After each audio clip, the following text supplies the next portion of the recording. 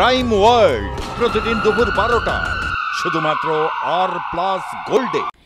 দুবাইতে কাজে গিয়েছিলেন দক্ষিণ দিনাজপুরের 13 জন শ্রমিক। তাদেরকে বলা হয়েছিল দুবাইতে কাজে গেলে বেশি পারিশ্রমিকে তাদের অনেক টাকা দেওয়া হবে, অর্থাৎ বেশি পারিশ্রমিক তারা পাবেন।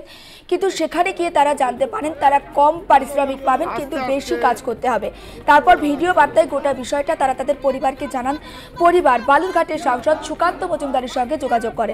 সুকান্ত মজুমদার বিদেশ মন্ত্রকের সহায়তায় তাদেরকে ফিরিয়ে নিয়ে আসার ব্যবস্থা করেন। এবং ঠিক কি জানিয়েছেন রাজ্য বিজেপির সভাপতি শোনাবো।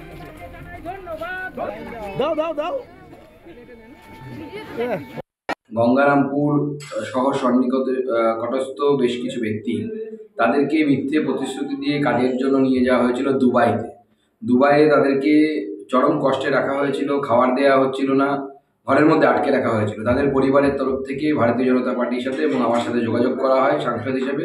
আমি মাননীয় মন্ত্রী, বিদেশমন্ত্রী ডক্টর এস জয়শঙ্করের সাথে দেখা করে তাকে সমস্ত বিষয় জানাই এবং তাকে লিখিত অভিযোগ দিয়ে আসি।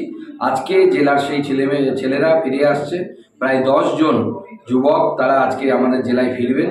আমি জেলার সাংসদ হিসেবে আমার অত্যন্ত আনন্দের দিন যে আমি এই যে প্রচেষ্টা করেছিলাম সেই প্রচেষ্টার সুফল দেখতে পাওয়া যাচ্ছে এবং জেলার বাসীও খুশি যে জেলার ছেলেরা গিয়ে দুবাইয়ে আটকে পড়েছিল, বিদেশে আটকে পড়েছিল, আজকে তারা জেলাতে আবার নিজের মায়ের কোলে ফিরে আসছে।